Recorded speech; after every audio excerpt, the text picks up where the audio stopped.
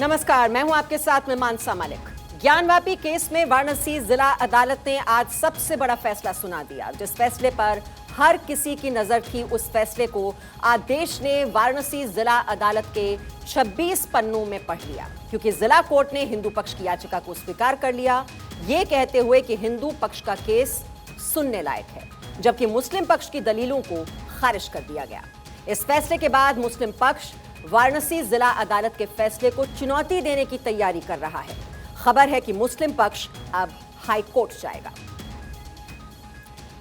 तो इस केस की जो मेंटेनेबिलिटी है, उसको लेकर यह चुनौती दी गई थी और आज वाराणसी की जिला अदालत की ओर से यह फैसला सुना दिया गया है और जो हिंदू पक्ष के हक में यह फैसला सुनाया गया है। और जैसे ही यह फैसला सुनाया गया, 26 पन्नों का ये ऑर्डर कोर्ट का, और उसके बाद वहां पर जो पक्षकार मौजूद थे, जो हिंदू याचिकाकर्ता जिन्होंने याचिका दाखिल की थी, सभी के चेहरे खिल उठे, खुशी की लहर दौड़ गई वहां पर जितने भी हिंदू समाज के लोग थे।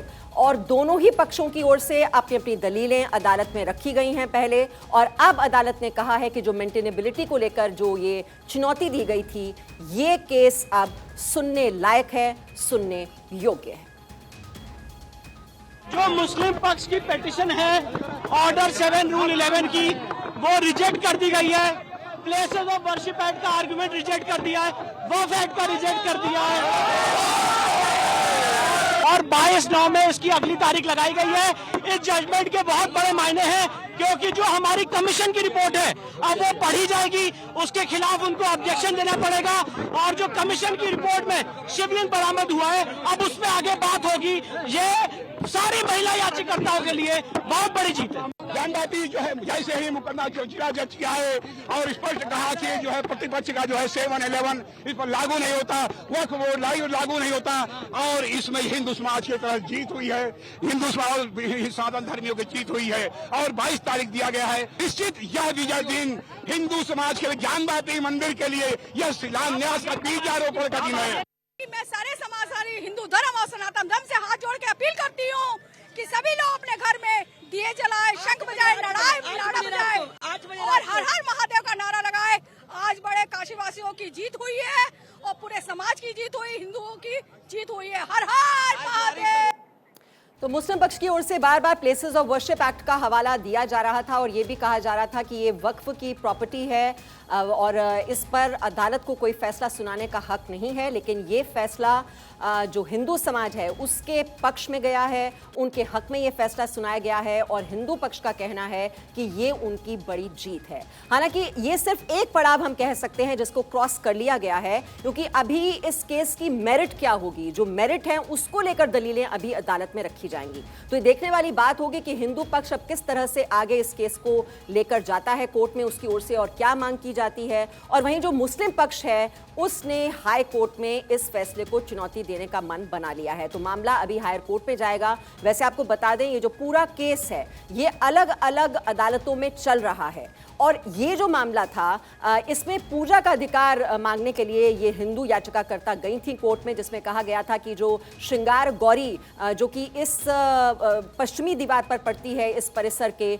वहां पर उन्हें पूजा की अनुमति दी जाए। लेकिन एक और मामला है कि वहां पर यह भी दावा किया जा रहा है, जो कि सर्वे भी हमने पहले देखा जो किया गया है, वहां पर एक काली आकृति का जो पत्थर मिला, उससे हिंदू पक्ष कह रहा है कि यह दरअसल शिवलिंग है। तो ये जो लड़ाई है अभी लंबी खिंचेगी। अब अभी सिर्फ इस मामले में मेंटेनेबिलिटी को लेकर जो चैलेंज किया गया था, अब अदालत ने कह दिया है कि ये जो केस है वो सुनवाई योग्य है।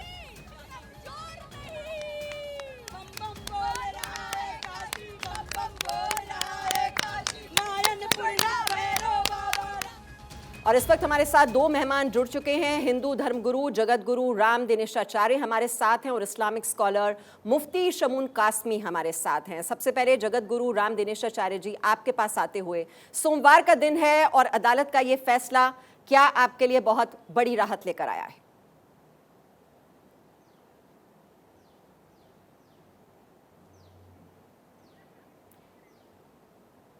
जी दिनेशाचार्य जी, आपको अनम्यूट करना होगा, आपकी आवाज हम तक नहीं पहुंच पा रही है। हाँ, सबसे पहले आप सुन पा रही हैं? जी अब आ रही है आवाज, बोलिए। हाँ, सबसे पहले मैं धन्यवाद देना चाहता हूँ कि आज सोमवार का दिन है, बाबा भोलेनाथ का दिन है और आज के दिन ऐसा ऐतिहासिक फैसला आया है कि भगवान भोलेनाथ के लिए अब सुनवाई होगी, सुप्रीम कोर्ट उसको सुनेगा। तो निश्चित रूप से मुझे लगता है कि ये बहुत बड़ी राहत की बात है अपने धर्म और संस्कृति के लिए। और दूसरी बात ये है कि मुझे लगता है कि न्यायालय पर इस देश के लोगों को विश्वास है और उसी का ये परिणाम होता है। वो राम जन्मभूमि का मामला रहा हो, चाहे ज्ञान वापी का मामला हो, हमारे यहाँ एक सुप्रीम कोर्ट, एक जो कोर्ट जिस बात का फैसला करती है उसको हम सब लोग मानते हैं, क्योंकि ये देश संविधान से चलता है। तो उसी के रूप में मुझे लगता है कि ये राहत भरी बात हम लोगों के लिए है। प्रसन्नता का विषय है कि आज बाबा भोलेनाथ की हियरिंग की सुनवाई को स्वीकार कर लिया गया है।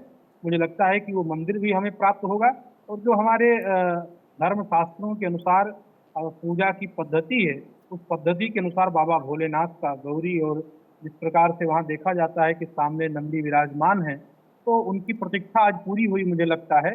अभी हालांकि वो जगह और वो स्थान को मिलना अभी शेष है, पर कोर्ट निश्चित से फैसला देगा और वहाँ बाबा भोलेनाथ की दिव्यतम पूजा होगी। जी, मुफ्ती शमून कासमी जी, जो भोले के भक्त हैं वो कह रहे हैं कि मंदिर का एक दरवाजा तो खुल गया है, अब दूसरा दरवाजा भी खुल जाएगा।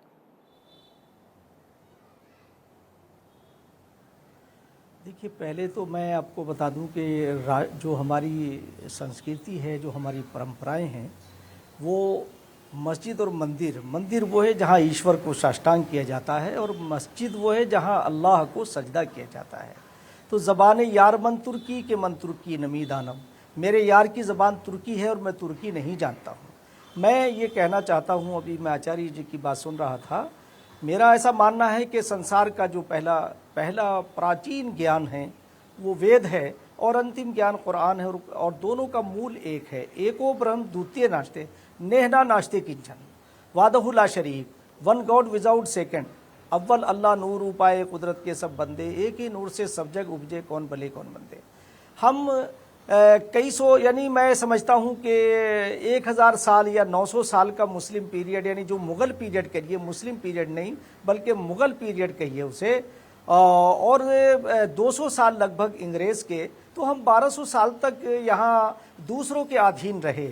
आज हम स्वतंत्र हुए हैं और हमने एक प्रणाली को स्वीकार किया है, वो है लोकतांत्रिक प्रणाली। और उस लोकतांत्रिक प्रणाली में जो न्यायालय का, जो न्याय व्यवस्था का रोल होता है वो बहुत अहम होता है। और आपको मैं बता दूं कि हमारी न्यायिक व्यवस्था जो है वो पूरे विश्व के अंदर बहुत ही निष्पक्ष और बड़ी ईमानदारी के नाम से जानी जाती है। और हम हिंदू हो या मुसलमान हो, सिख हो या ईसाई हो, हम सबका फेथ होता है कि हम अपने न्यायालय की बात को स्वीकार करें। मैं ये समझता हूँ कि मंदिर और मस्जिद तो दोनों पवित्र हैं और दोनों की पवित्रता जो है वो हिंदू भी मानते हैं, मुसलमान भी मानते हैं। मगर आज हमें जिस परिपेश में आगे बढ़ने की ज़रूरत है, आज मैं ये समझता हूँ कि जिस अंदाज पे आज सरकार ने अपना कार्य शुरू किया है कि सबका साथ, सबका विकास और सबका विश्वास, उस पर हम निरंतर आगे बढ़ रहे हैं। और एक विश्व गुरु की पद्धति, तो विश्व गुरु की पद्धति अगर हमें हासिल करनी है तो उसके लिए हमें अनेकता में एकता, यानी कसरत में वहदत की अपनी संस्कृति को जिंदा करना पड़ेगा। वसुधैव कुटुम्बकम अल खल्क़ु अयालुल्लाह, हम सब उस ईश्वर का ही कुनबा है जिसने तमाम बगैर किसी शक व शुबह के एक नरो नारी से हमें पैदा किया है। आज न्यायालय के अंदर इस बात के ऊपर बहस होना और उसे स्वीकार करना, ये किसी पक्ष और विपक्ष की जीत और हार नहीं है, बल्कि मैं ये समझता हूँ कि ये दोनों जो हैं, ये दोनों जो न्यायिक प्रक्रिया से जब दोनों गुजरेंगे तो मेरा अपना ऐसा मानना है कि दोनों को बड़ी संयम से इस देश को आगे बढ़ाना चाहिए। संयम का आप बात कर रहे हैं, संयम का परिचय दोनों पक्षों को देना चाहिए। नरेंद्र मोदी जी, लेकिन आप उनसे क्या कहेंगे जो मुस्लिम समुदाय के लोग सवाल उठा रहे हैं अदालत पर?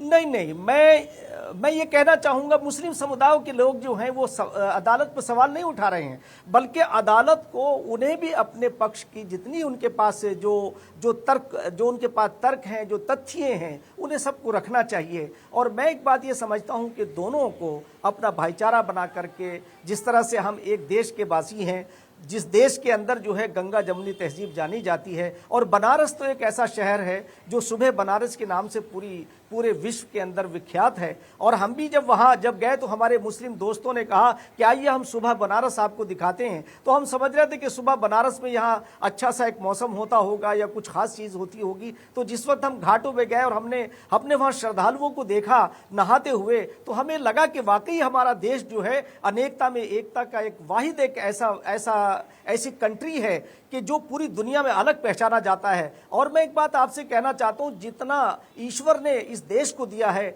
इतना तो पूरी दुनिया को, यानी जितना आधा जो है पूरी दुनिया का वो इस देश को दिया है। अगर आज हमें गर्मी, आज मौसम गर्मी का है, सर्दी चाहिए तो हम कश्मीर चले जाएं, बारिश चाहिए तो हम गोवा चले जाएं, और अगर हमें गर्मी में सर्दी में अगर गर्मी हमें चाहिए तो हम साउथ चले जाएं। तो हम उन रिवायतों को अपनी जिंदा रखें और हम अपने मिशन से ना हटें। मिशन हमारा ये है कि हम हर देश के हर नागरिक को एक खाद्य सामग्री, जैसे हमारे प्रधानमंत्री नरेंद्र मोदी जी ने सबका साथ सबका विकास और सबका विश्वास के नारे को आगे बढ़ाया है, इसी तरह से हमारी न्यायिक प्रणाली जो है वो भी सबके विश्वास को जीतेगी। और ऐसा फार्मूला यकीनी तौर से आएगा जिसमें हिंदू और मुसलमान दोनों भाई और बहनों की तरह रहेंगे। और मैं अपनी तरफ से एक सुझाव मैं न्यायालय को भी देना चाहता हूं और सरकार को भी, वो ये है कि आज भी वो समय है, अदालत भी फैसला करती हैं, हमें मिल बैठ करके कोई हल निकालना चाहिए। और मिल बैठ मुफ्ती शमून काज़मी जी, यही मैं सवाल आपसे करना चाह रही थी। जिस आपसी सौहार्द का आप जिक्र कर रहे हैं, और बनारस शहर तो जाना ही जाता है उस सौहार्द के लिए, लेकिन ये जो हम टकराव देख रहे हैं और ये जो विवाद हम बार बार देख रहे हैं, अब ये जो हिंदू पक्ष है उसकी अपनी मांग है। अब उनकी ओर से कहा जा रहा है कि जो पूजा जहां वो करते रहे थे 1993 तक, वो उनका अधिकार क्यों छीना गया। अब उनकी ओर से दलील ये दी जा रही है कि वहां पर पहले मंदिर हुआ करता था, मंदिर को गिराकर वहां पर मस्जिद बना दी गई, और वहां पर ये दिखाई भी दे रहा है सर्वे के जरिए, जो अभी तक वहां पर टीम गई है सर्वेक्षण करने के लिए, तो वहां पर वो सबूत मिल रहे हैं, साक्ष्य मिल रहे हैं, और उसी का हवाला दिया जा रहा है।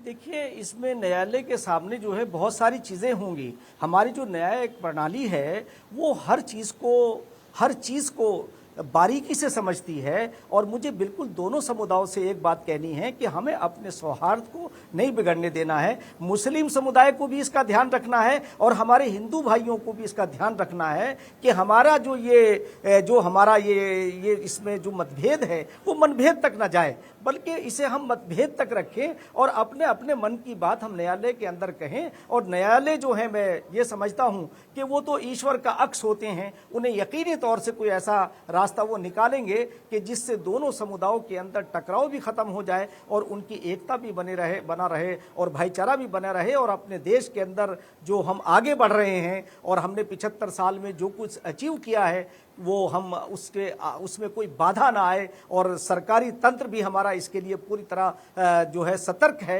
मैंने देखा कि जो वहाँ की जो प्रशासनिक व्यवस्था है वो बहुत चुस्त और दुरुस्त है।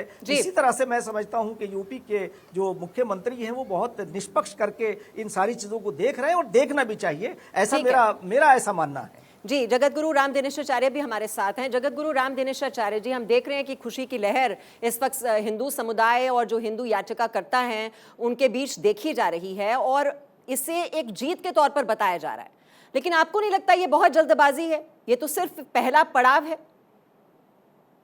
अच्छी बात अभी कह रहे थे हमारे जो मुस्लिम स्कॉलर भी हैं, बहुत अच्छी बात कह रहे हैं। ये मुझे लगता है कि इनकी जैसी सोच है ऐसे हिंदुस्तान के समस्त मुसलमानों की और समस्त हिंदुओं की होनी चाहिए। लेकिन एक बात मैं इसमें जोड़ना चाहता हूं कि इस बात को तो आपने ही माना है कि यहाँ पर आक्रांताओं ने आकर के हमारे हिंदुओं की आस्था के केंद्र को तोड़ने का कार्य किया है। स्पष्ट रूप से वहाँ दिखाई पड़ता है कि वो शिवलिंग है, उसके साथ छेड़छाड़ किया गया है, उसके ऊपर छेद किया गया है, उसको किसी न किसी प्रकार से अव्यवस्थित किया गया है, जो मुगलों ने आकर के इस देश में बर्बरता पूर्वक किया है। मुझे लगता है कि आपसी सौहार्द के साथ इन मसलों को हल किया जा सकता था।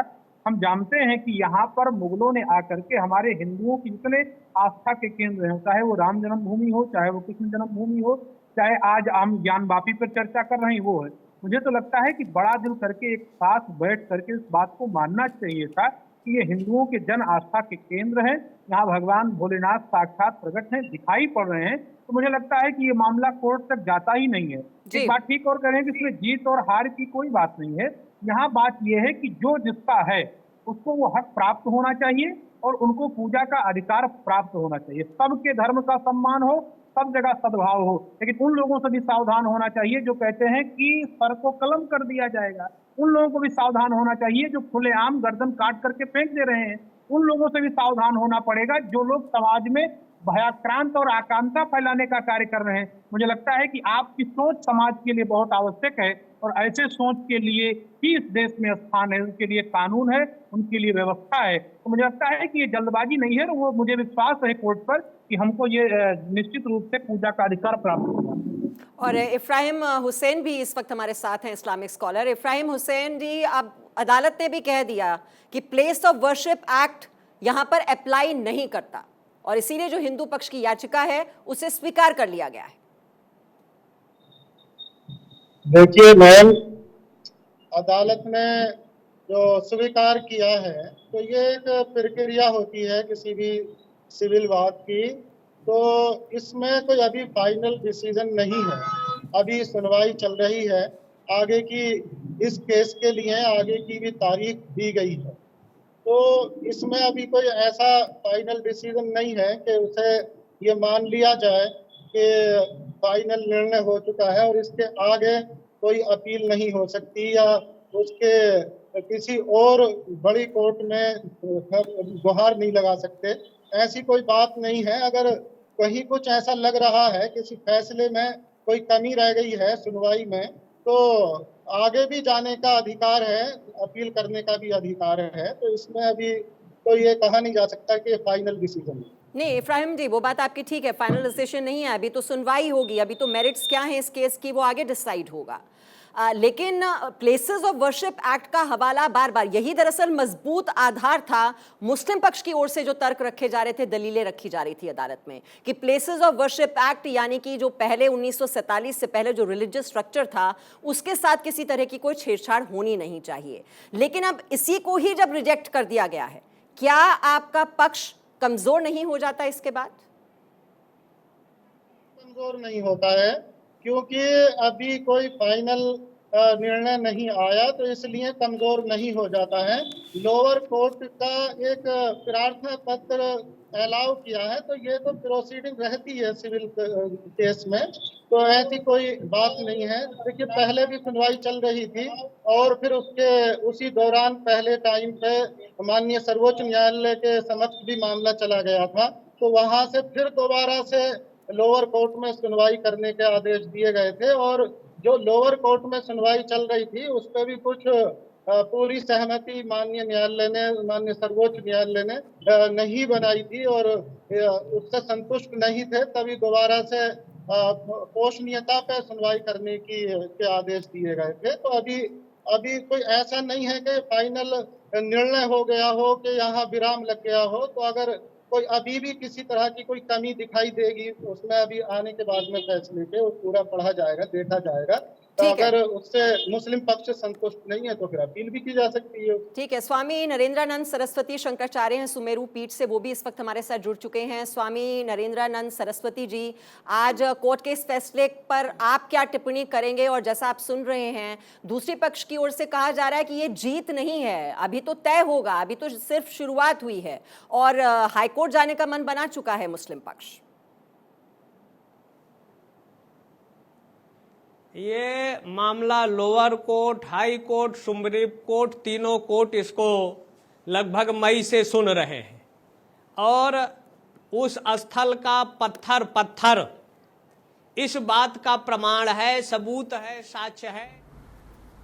इससे अगर खुदा ना खास्ता अगर हम 80 और 90 के दहे में वापस चले जाएंगे तो ये हर जगह पर एक डिस्टेबलाइजिंग इफेक्ट पैदा हो जाएगा। तो ये हम तो उम्मीद कर रहे थे कि कोर्ट इस तरह के इश्यूज को, जैसे अंग्रेजी में कहते हैं कि they will nip it in its bud, मगर अब लगता है कि इस तरह का लिटिगेशन अगर आगे बढ़ेगा तो फिर ये उसी रास्ते पर जा रहा है जो बाबरी मस्जिद का लीगल इशू गया था। अब आप बोलेंगे नहीं टाइटल नहीं है, वहाँ पर ऐसा करने की इजाज़त दी जाए। अरे भाई फिर कैसा होगा ये? अच्छा, और आप इस बात को समझिए कि ये जो नरेंद्र मोदी भारत के प्रधानमंत्री ने जो बड़ी मंदिर का इनॉग्रेशन किया था ना अभी साल 1.5 साल पहले, क्या आप लोगों को मालूम है कि प्लॉट नंबर 93, 94 एक्सचेंज किया गया मुसलमानों से? आप अयोध्या की बात कर रहे हैं? नहीं, इसकी बात कर रहा हूं मैं, इसी काशी की मंदिर की बात कर रहा हूं। प्लॉट नंबर 93, 94 को मुसलमानों से एक्सचेंज किया गया। एक प्लॉट लेकर दूसरा घर दिया गया।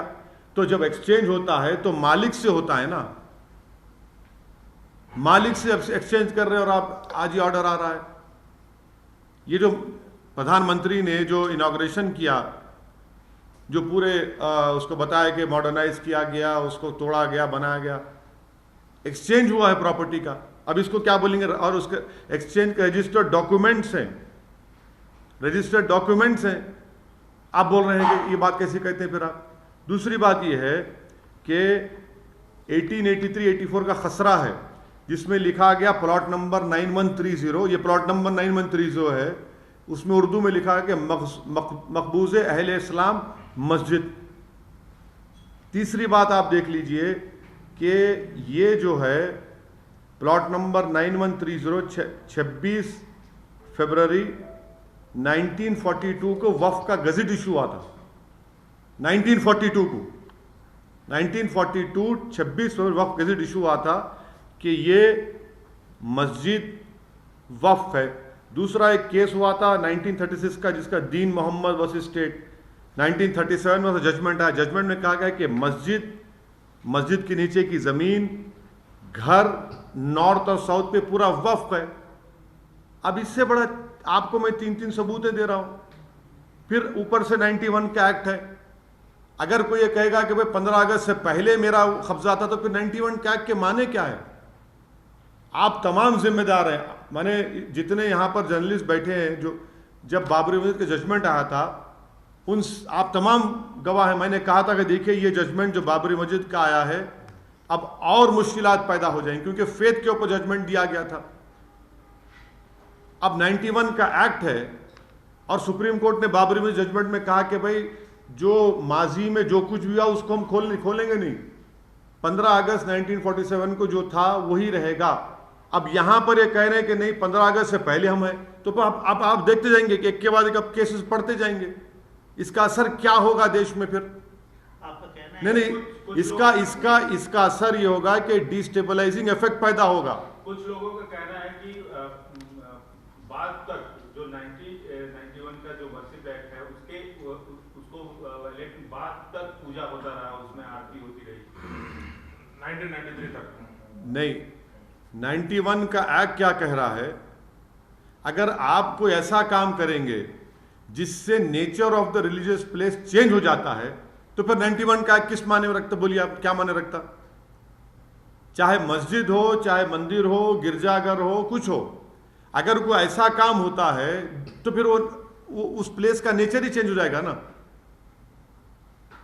ठीक है, अभी तो ये 7/11 का ऑर्डर आया है सुप्रीम कोर्ट का, जो 20 मई का ऑर्डर है, उन्होंने 8 हफ्ते का उसमें फ्रीज लगाया है। अपील होनी चाहिए, अपील जरूर होगी।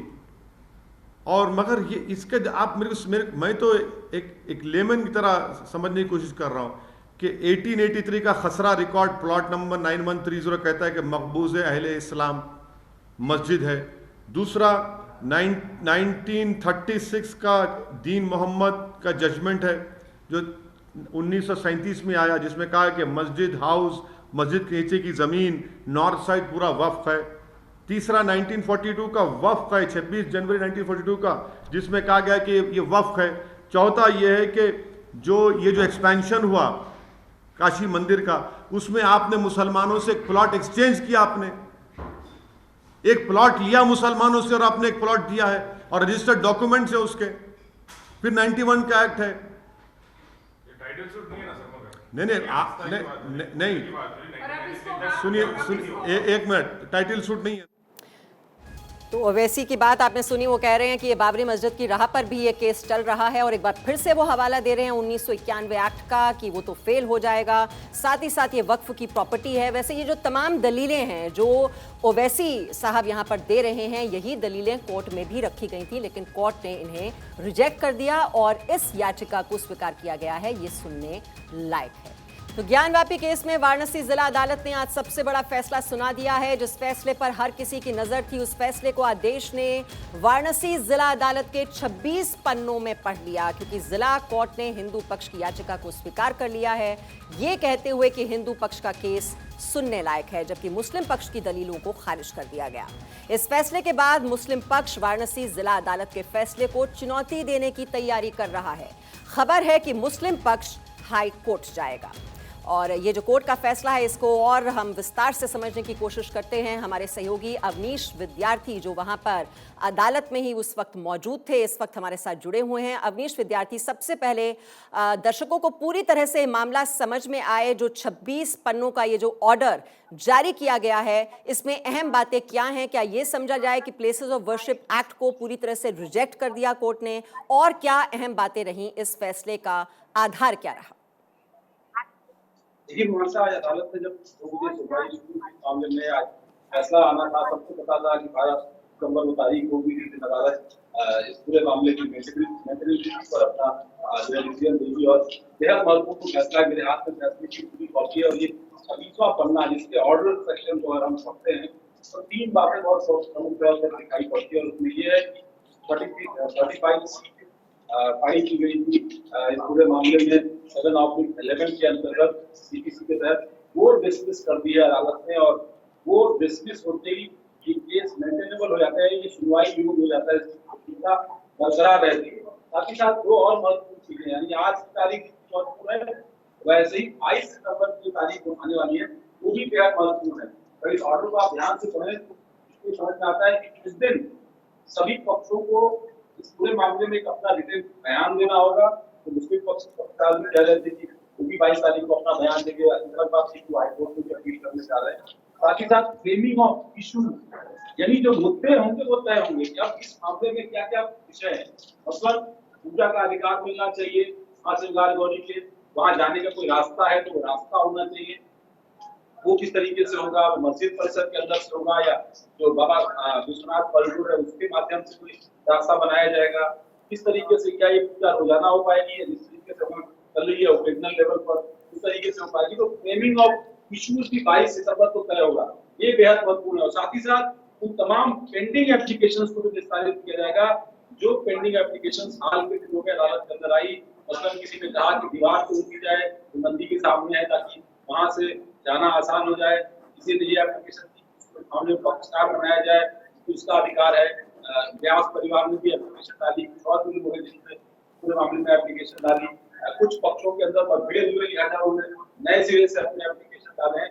उन तमाम एप्लीकेशंस को भी 22 सितंबर की तारीख को डिस्पोज किए जाने की बात अदालत ने अपने आदेश पेश की गई है और बहुत साफ तरीके से उसी छवि में पढ़ने पर इस बात को बार बार कहा है कि बाबा विश्वनाथ का मंदिर ज्योतिर्लिंग के तौर पर इसको देखा जाता है और उसके अंदर ही कहीं भी वर्शिप एक्ट का उल्लंघन है वो नहीं पाया गया। और यही सबसे बड़ा ग्राउंड था कि मुस्लिम पक्ष बार बार ये कह रहा था कि 91 का जो वर्शिप एक्ट है उसका उल्लंघन है यहाँ पर, जिसको सिरे से अदालत ने खारिज किया है और कहा है कि यहाँ पर पूजा पद्धति पहले से चलती आई थी, शासनिक कारणों से उसमें परिवर्तन किया गया था और अभी भी पूजा पद्धति चल रही है, लिहाजा ये वर्शिप एक्ट का उल्लंघन नहीं है और इसीलिए इस केस को मेंटेनेबल माना गया है, सुनवाई योग्य माना गया है। जी, और अब ये भी बताइए कि हिंदू पक्ष की ओर से अब आगे क्या रणनीति रहने वाली है? जो मुस्लिम पक्ष है वो तो हाई कोर्ट का दरवाजा खटखटाएगा, हिंदू पक्ष का आगे का रास्ता अब क्या होगा?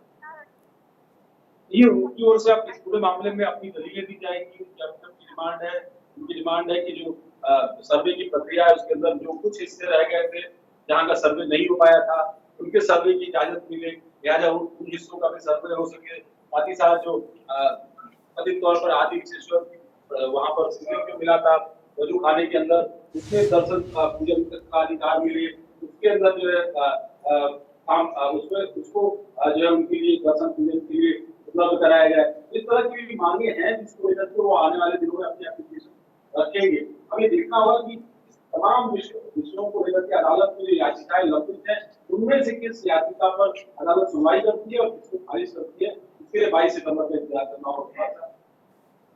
जी, बहुत बहुत शुक्रिया अवनीश, ये डिटेल्स हमें देने के लिए। और हमारे साथ मेहमान भी लगातार जुड़े हुए हैं। मुफ्ती शमून काज़मी जी, अब ये आपने सुना, आप सौहार्द की बात कर रहे थे और आप ये भी कह रहे थे कि न्यायपालिका में भरोसा होना चाहिए, लेकिन आपने खुद ही देखा इस पैनल में ये सवाल खड़े हो रहे हैं कि उनके पास ठीक है कानूनी अधिकार तो है, लेकिन क्या मिलजुल कर कोई रास्ता नहीं निकाला जा सकता, या ज़रूरी है कि अदालत में जाया ही जाए? जब इस तरह के सबूत मिल रहे हैं कि वहां पर मंदिर हुआ करता था, मंदिर को ढहाकर वहां पर मस्जिद खड़ी की गई और पूजा का अधिकार मांगा जा रहा है, तो बीच का रास्ता निकाल लिया जाए।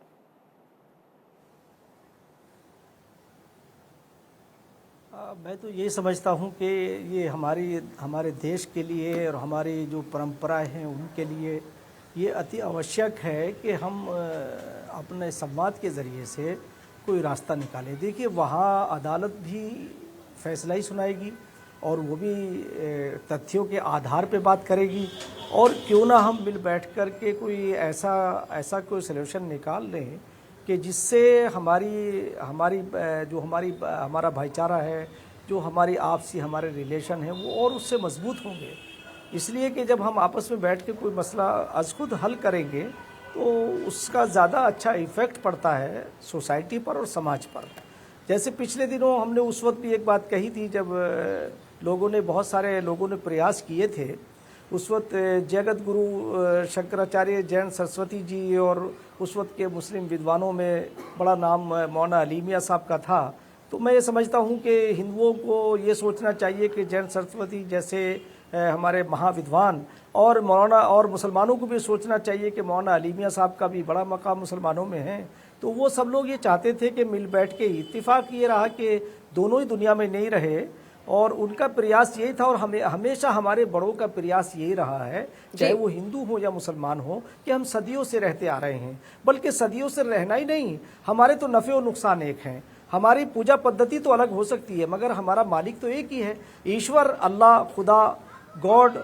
हम उसे अलग अलग नामों से तो जान सकते हैं मगर हम सबका मालिक तो एक ही है, जिसकी हम सब प्रॉपर्टी हैं और जिससे हम सब जो है अपनी ज़रूरतें रखते हैं। तो आज हिंदू और मुसलमानों में दोनों के विद्वानों को आगे आना चाहिए और इन झगड़ों को ख़त्म करना चाहिए। और हमें जो है, देखिए, आज मैं समझता हूं कि अगर हम अपनी भारतीय सोसाइटी को देखते हैं तो आप देखिए कितना लोग संघर्ष करते हैं और उनका जीवन कितना कठिन है, कितना कठिन जीवन है। हम उस जीवन को आसान करें और उसमें हम ऐसा कोई प्रयास करें, और सरकार उस प्रयास को, सरकारों का काम है और सरकार काम कर भी रही है। मैं आज आपको ये बता दूं। ठीक है, मैं स्वामी नरेंद्रानंद सरस्वती जी को भी यहाँ पर लेकर आना चाहूंगी। नरेंद्रानंद सरस्वती जी, देखिए, हिंदू पक्ष कह रहा है कि पूजा वो करते रहे 1993 तक, तो अब पूजा का अधिकार उन्हें रोज दिया जाए।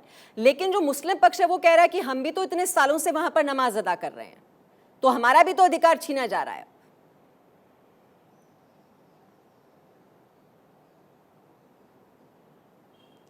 ऐसा है, प्रमाण साक्ष्य इन्होंने मंदिर पर ऊपर गुंबज रख दिया है, जो मस्जिद का नाम दिया, जैसे टोपी पहरा दिया गया सर में।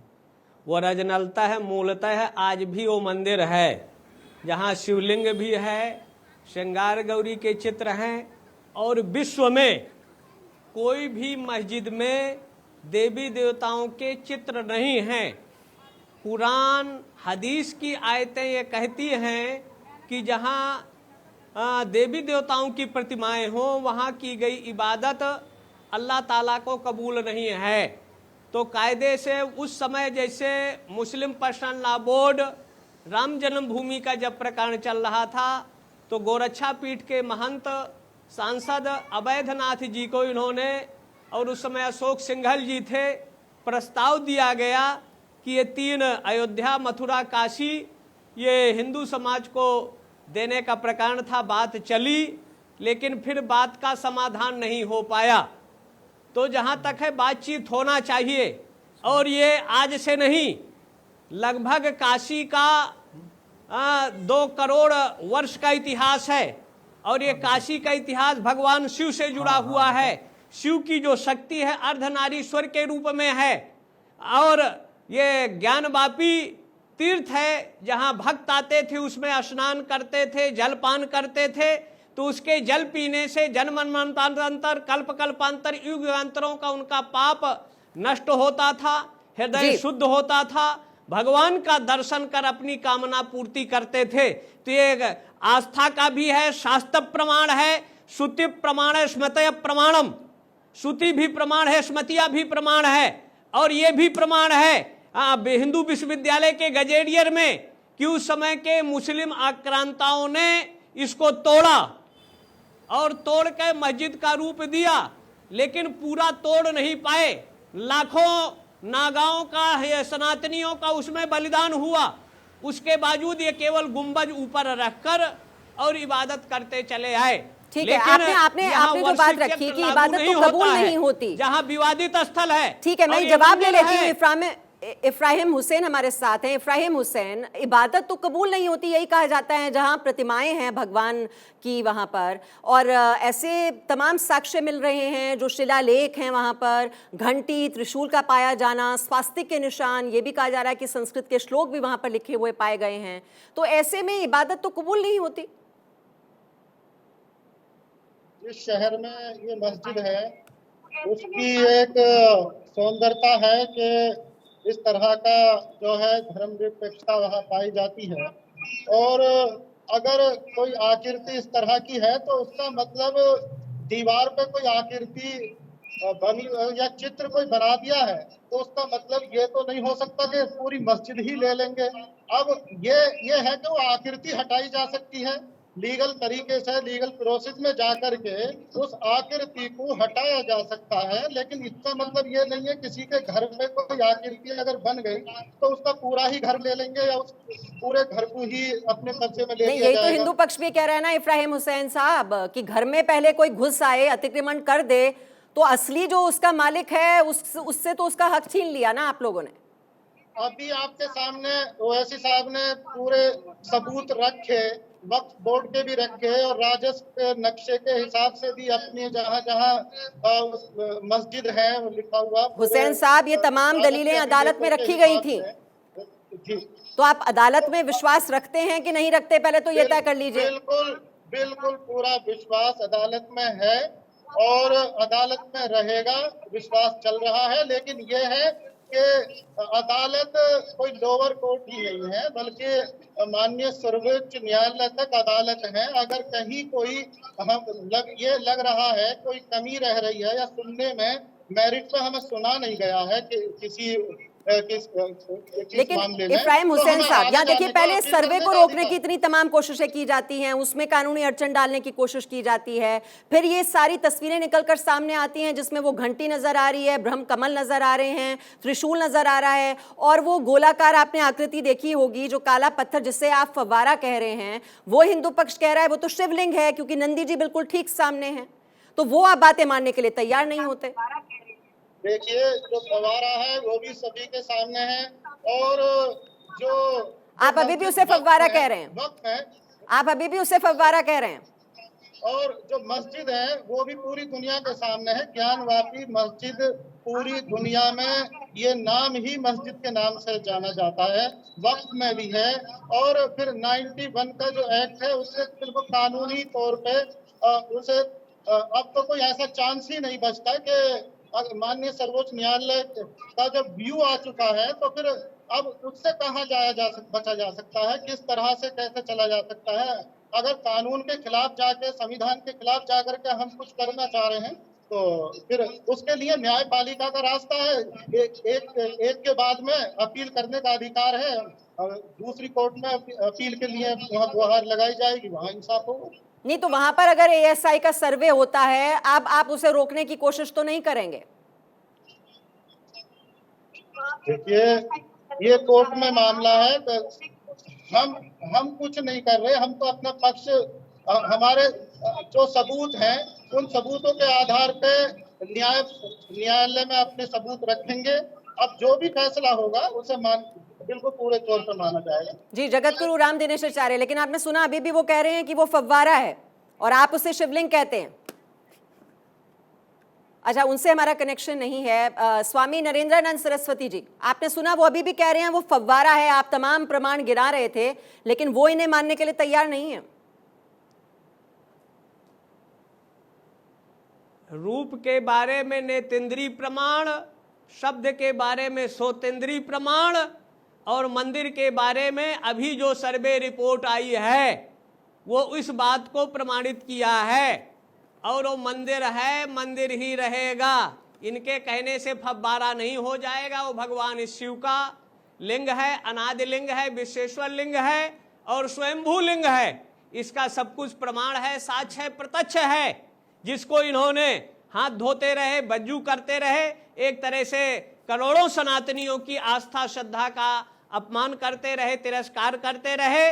ये गलत है और इनके कहने से वो फव्वारा नहीं हो जाएगा। शिवलिंग था, है और शिवलिंग ही रहेगा जी। लेकिन सवाल यहाँ पर यह भी खड़ा किया जा रहा है ना कि ऐसे तमाम धार्मिक स्थल हैं। स्वामी नरेंद्रानंद सरस्वती जी, अब यहाँ की लड़ाई खत्म होगी तो कहीं और की शुरू हो जाएगी। ये तो विवाद फिर अंतहीन चलते रहेंगे। तो कहाँ कहाँ खुदाई करके ये पता करने की कोशिश की जाएगी कि यहाँ मंदिर के कहीं अवशेष तो नहीं है, कहीं यहाँ तो प्रतिमा नहीं है। फिर सवाल ये भी खड़ा होता है। ना भी खुदाई करिए, आज भी 28,000 मस्जिदें हैं जिसमें हिंदुओं के प्रमाण हैं। जो इनका कुतुब मीनार है उसके अंदर मूर्ति है, उसके अरबी में, संस्कृत में और इंग्लिश में ये लिखा हुआ है कि हिंदुओं के 27 मंदिरों को तोड़कर ये मीनार बनाई गई। आज भी उसका यज्ञशाला है, जो उसके अंदर रास्ता है, उस रास्ते के जो खंभे लगे हैं उसमें भी मूर्तियां हैं। हम भारत नहीं, विश्व में कहीं भी कोई मस्जिद में हिंदू देवी देवताओं की प्रतिमाएं नहीं होती हैं, नहीं होती हैं। अरब में भी अभी लोगों ने खुदाई किया, 800 साल पुराना वहां शिवलिंग मिला है, प्रतीक चिन्ह मिले हैं।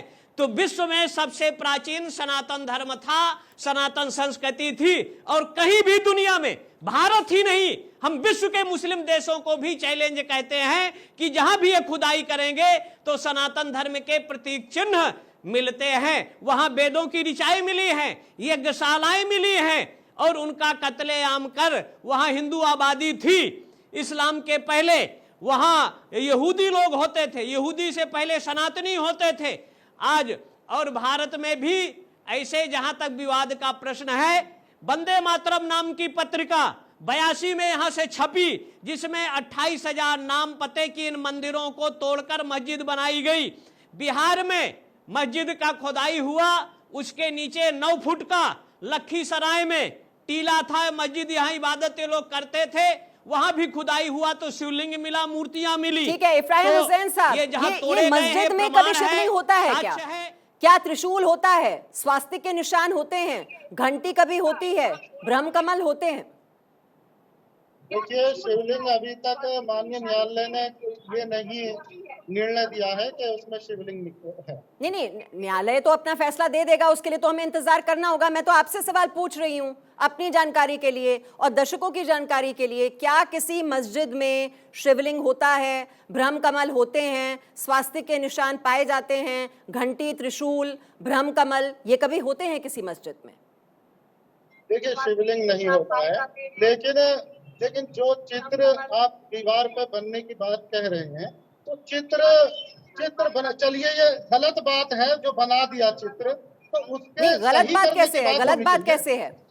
यही तो बोला जा रहा है कि वो पहले से हैं। किसने बना दिए चित्र? क्या बाद में बन गए? जब से वहां नमाज होने लग गई, क्या तब चित्र किसी ने बना दिए वहां पर? आज भी पूरी दुनिया में मस्जिद ही ज्ञानवापी मानी जा रही है। कहीं भी सबूत उठा कर देख लीजिए, पूरी तारीख उठा के देख लीजिए, पूरी दुनिया ज्ञानवापी को मस्जिद के नाम से जानती है। अगर उसका कोई चित्र कहीं से किसी ने बना दिया तो ये गलत है, ठीक है, तो उसे हटाने की बात होनी चाहिए ना कि ये इस पर क्यों बना दिया। नहीं, वो आकृतियां कब की हैं, आप उस पर बात नहीं कर रहे इफ्राहिम हुसैन साहब।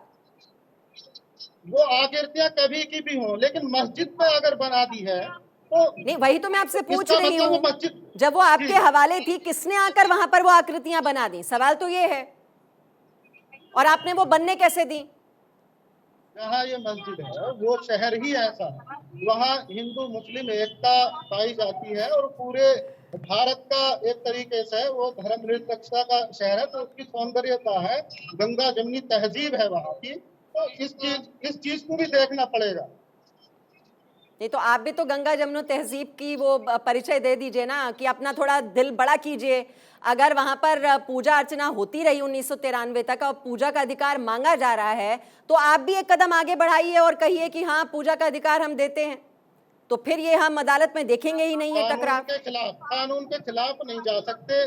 कानून में जो कानून बन चुका है, जो संविधान ने जिसकी इजाजत कानून में बना करके पाबंदी लगा दी कि अब कोई स्ट्रक्चर में तब्दीली नहीं होगी, तो फिर और माननीय सर्वोच्च न्यायालय में अपने फैसले में बहुत पहले ये बात आ गई कि अब आगे ऐसा नहीं होगा कुछ, तो फिर अब क्यों इस तरह के विवाद खड़े करे जा रहे हैं और देश में जो है एक आपसी भाईचारे को बिगाड़ने का क्यों काम किया जा रहा है?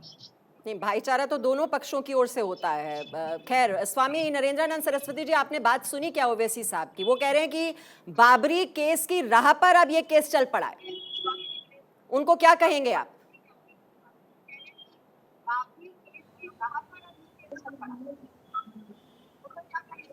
विकृति का परिचायक है, ओवैसी को पागल खाने में भर्ती कराना चाहिए, ओवैसी को इलाज की जरूरत है। वो इस देश में संवैधानिक पद में रहते हुए असंवैधानिक बयान और इस देश को आग में झोंकना चाहते हैं। देश का सांप्रदायिक माहौल को बिगाड़ने में ओवैसी की अहम भूमिका है, लिहाजा उनको आईपीसी सीपीसी धाराओं के तहत जेल में होना चाहिए, पागल खाने में उनका इलाज की जरूरत है और उनकी संसद सदस्यता रद्द होने की जरूरत है। वो जब भी होता है अनर्गल और असंसदीय अलोकतांत्रिक बयान देकर सुर्खियों में रहना चाहते हैं। बाबरी मस्जिद नहीं, वो राम जन्मभूमि थी, राम का जन्मस्थल है और बाबर का ना वो जन्मस्थल था, ना है, ना कभी भविष्य में होगा। राम वहां 14वें मनवंतर के 28वें तेता में 1,59,73 वर्ष पूर्व भगवान राम का प्रादुर्भाव, वाल्मीकि रामायण, आनंद रामायण, अद्भुत रामायण, तुलसी रामायण और कई ऐसे साक्ष्य हैं कि राम का जन्म अयोध्या में हुआ था और उसी को साक्ष्याधार लेकर काशी विश्वेश्वर समम लिंगम नास्ति ब्रह्मांड गोल के, ये भी पद्म पुराण स्कंद पुराण में इस शिवलिंग का वर्णन है। और ये कहते हैं बना दिया, बनाया नहीं, इन्होंने तो जबरदस्ती उसको कब्जा करके और अपना इबादत स्थल बना दिया। तो कुरान के आधार पर, हदीस के आधार पर इनकी इबादत कबूल ही नहीं है, अनर्गल ये कर रहे हैं। ठीक है, लेकिन अभी आपने कहा कि हजारों मस्जिदें हैं इस देश में और वहां पर जहां जहां खुदाई होगी वहां पर मंदिर के चिन्ह मिल जाएंगे। मेरा आपसे सवाल है कि कहां कहां खुदाई करेंगे, ये सिलसिला कहां जाकर थमेगा? बिना खुदाई के मिल जाएंगे। अभी के कर्नाटक में भी खुदाई हुआ मस्जिद लेकिन का, स्वामी जी क्या हर जगह से मस्जिदों को नहीं, सारी मस्जिदें क्या आप खाली करा देंगे? पूरी मूर्ति मिल गई, सारी मस्जिदें क्या आप खाली करा देंगे?